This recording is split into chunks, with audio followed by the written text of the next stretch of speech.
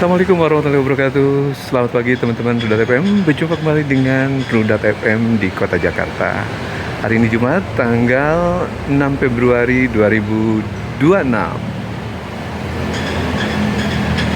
Nah, Rudat FM sudah berada di halte Duku Atas BRT. Dan ini kesempatan pertama Rudat FM mengeksplor Jakarta kembali di bulan Februari ya teman-teman.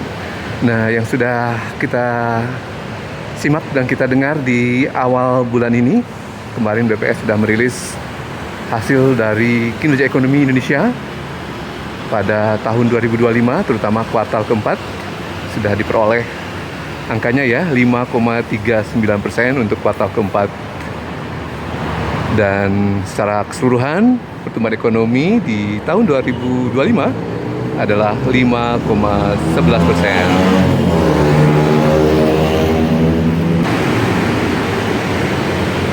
Nah, di pekan-pekan terakhir bulan Januari 2026 kemarin ya teman-teman, ternyata Indonesia juga terutama di sektor perekonomian, baik sektor bursa saham dan bursa valuta asing Indonesia diguncang dengan berbagai guncangan yang lumayan dahsyat ya teman-teman.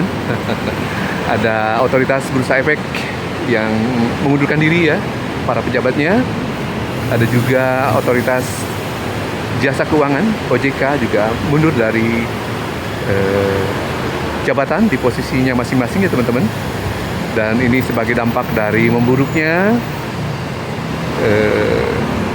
kondisi bursa efek Indonesia, terutama pada kedua hari ya, pada pekan-pekan kemarin, tanggal 28-29 Januari 2026, di mana IHSG anjlok ya, yang sebelumnya sempat di level 8.000-an sempat turun ke di bawah 8.000 sebagai dampak dari adanya pembekuan indeks yang dirilis oleh MSCI.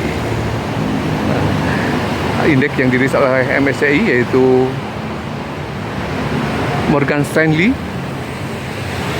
Capital International terkait dengan bursa-bursa Indonesia yang akan tentu saja manggung ya, tentu saja di level global, ternyata berdampak pada anjloknya IHSG, di mana kepercayaan investor jatuh, terutama investor asing ya, yang melanda bursa saham Indonesia.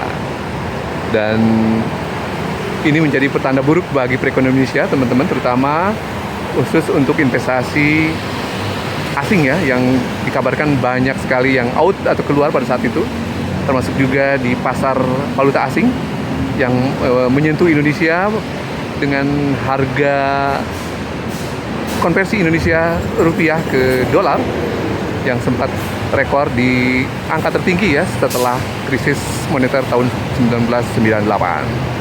Hampir menyentuh ke 17.000 teman-teman ya, tanggal 20 Januari lalu. Dan ini menjadi pukulan telak bagi perekonomian Indonesia, terutama pada sektor pasar valuta asing dan pasar modal atau pasar ekuitas. Dan ternyata ini juga menyentuh kepada pasar lainnya. Ada pasar SBN ya teman-teman, juga pasar sertifikat atau sekuritas Bank Indonesia yang juga kabarnya sempat outflow ya, terutama khusus dari investor asing. Ada net jual di sana. Jadi bertubi-tubi di akhir bulan Januari 2026 ini pasar Indonesia, terutama yang menyangkut sektor keuangan, dihantam dengan berbagai cobaan. Nah, ini akan menjadi tentu saja indikasi yang barangkali akan berpengaruh juga nanti pada pertumbuhan ekonomi kuartal pertama 2026 yang akan datang. Sementara target ekonomi yang sudah dirilis untuk APBN 2026 adalah 5,4% untuk 2026. Sementara kuartal pertama kita sudah lewati 1 bulan dan kita on the way menuju ke bulan kedua, yaitu bulan Februari 2026. Semoga saja di 2026 ini, di kuartal pertama tentu saja ada yang diharapkan adalah momentum konsumsi masyarakat yang bisa saja melonjak pada momen Ramadan 1447 Hijriah dan Lebaran atau Idul Fitri 1447 Hijriah. Sementara di bulan-bulan setelahnya tentu saja kita akan pacaklik dengan momentum ya.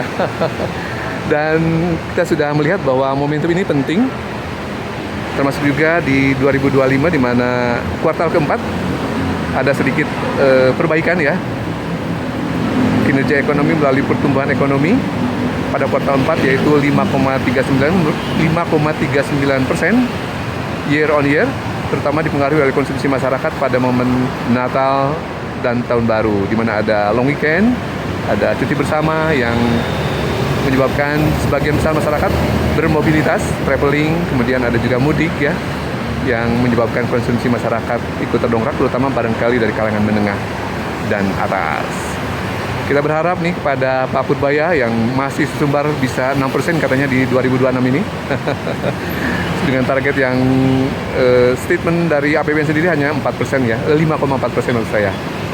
Dan ini kita menunggu gebrakan baru setelah penempatan 200 triliun dari dana sangat anggaran lebih di Bank Indonesia yang sudah ditempatkan di sistem perbankan melalui Bank Himbara pada bulan Oktober lalu, yaitu 200 triliun. Yang kabarnya sih belum terserap secara optimal ya teman-teman. Jadi uangnya ada yang sudah disiapkan untuk mensupport likuiditas perbankan, terutama Bank Himbara. Namun sepertinya serapan melalui kredit korporasi, UMKM ataupun kredit menengah sepertinya masih lambat ya teman-teman. Karena tentu saja daya beli dan permintaan dari masyarakat juga tidak sekencang sebelum-sebelumnya ini.